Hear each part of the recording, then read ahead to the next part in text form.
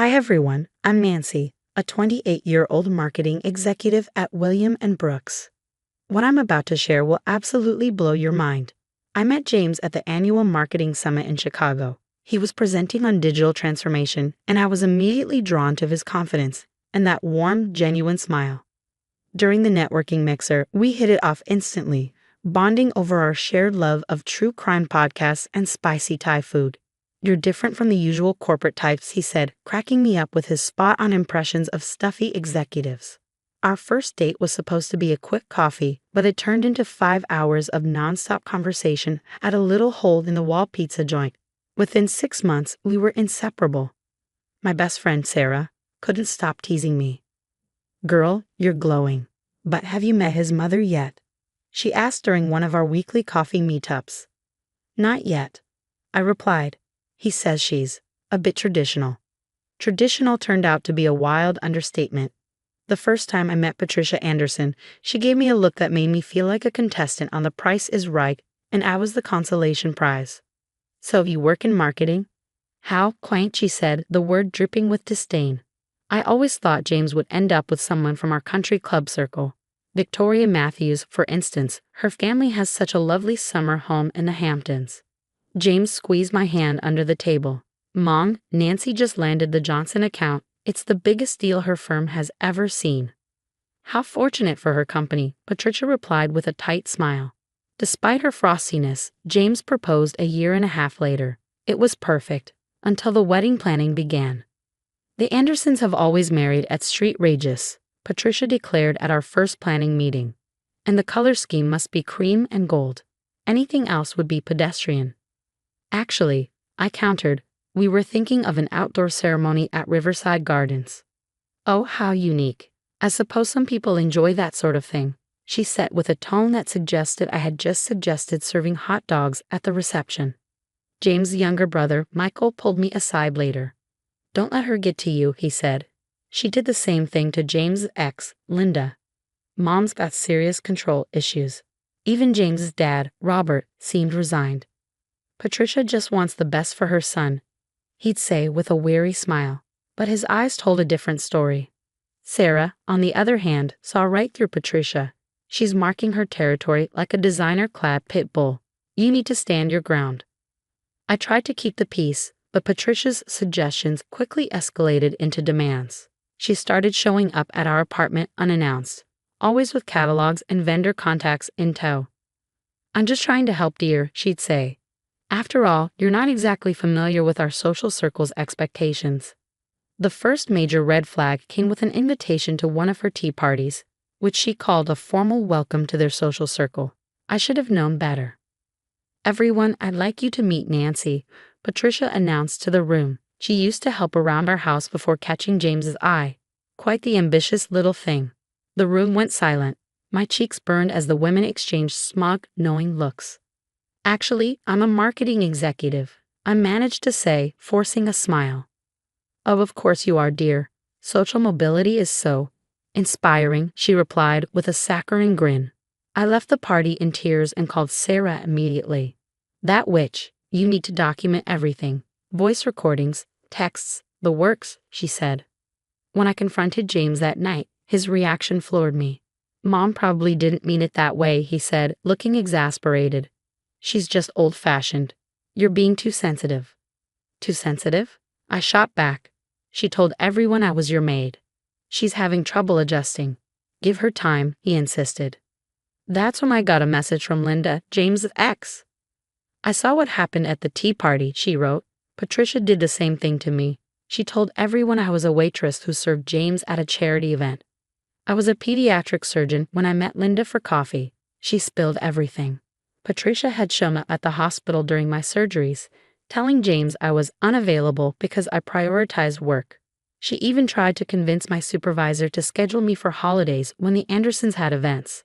It was shocking, but not entirely surprising. Sarah, my best friend, had already helped me start a log of Patricia's behavior. The accidental wine spill on my presentation notes before a big meeting. The rumors she spread at the country club about my humble beginnings. The constant guilt-tripping of James about missing family events. "Remember when you wanted to be a teacher?" Patricia asked during dinner one evening. Before that marketing phase, the private school board still has an opening. Mom, I love my job, James said, his voice tight. Family businesses need attention, darling. Nancy surely understands that her career might need adjusting. I watched James closely, searching for a flicker of resistance, but he just stared at his plate, pushing food around with his fork. That night, as I lay awake, the truth hit me. This wasn't just about me. Patricia had a pattern, and I was merely her latest target. But unlike Linda, I wasn't going to disappear quietly. I needed evidence, allies, and a plan. Little did Patricia know, her perfect tea party had set the stage for her biggest mistake. The isolation started subtly. Our couple friends began canceling plans. My calls went unanswered. At a charity gala, I overheard whispers. She's just after the Anderson fortune.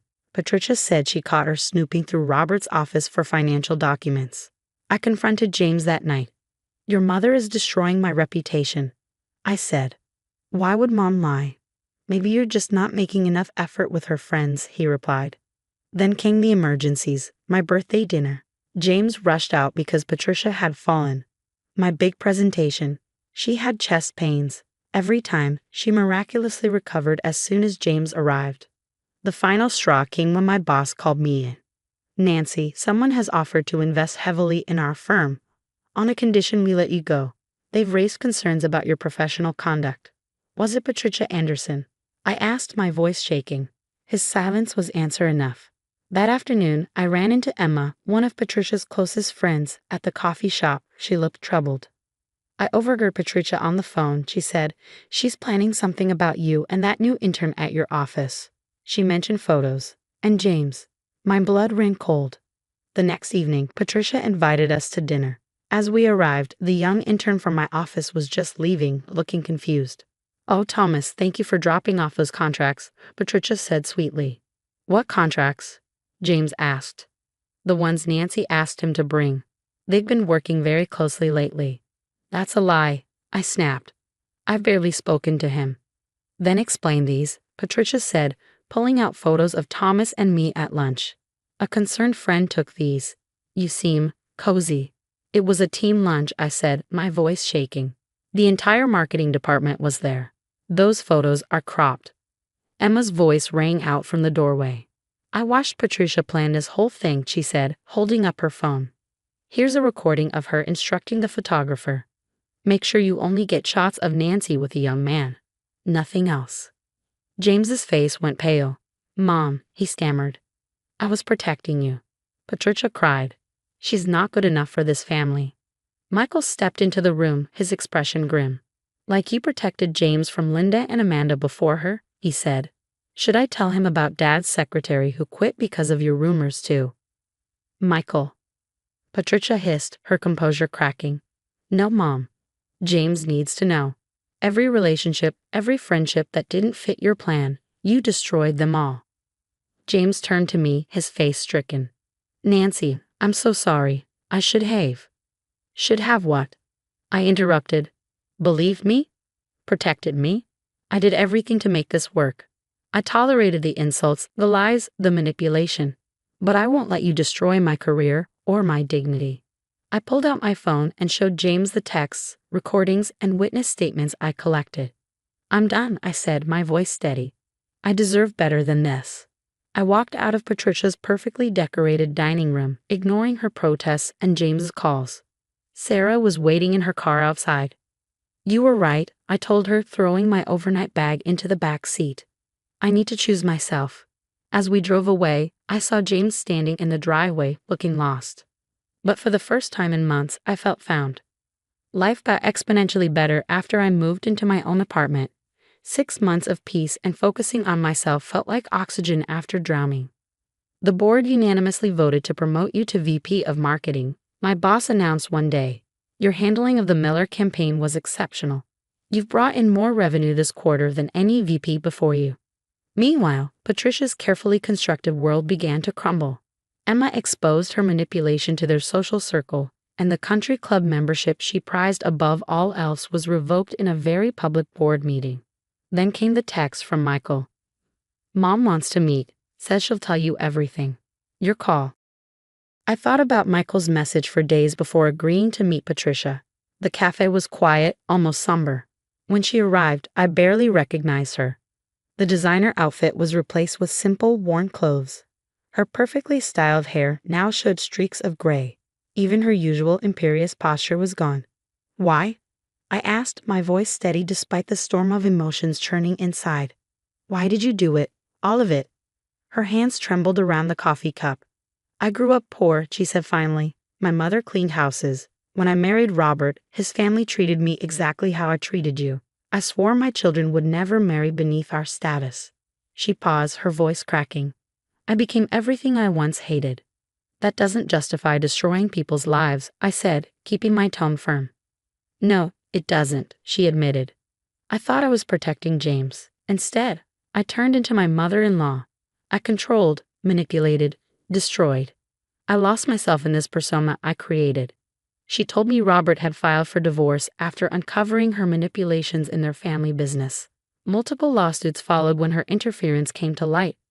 The world she had carefully constructed had crumbled, and she was left to face the ruins. A few weeks later, James asked to meet one last time at our old favorite coffee shop. He looked more grounded than I'd ever seen him. "I've been in therapy," he said.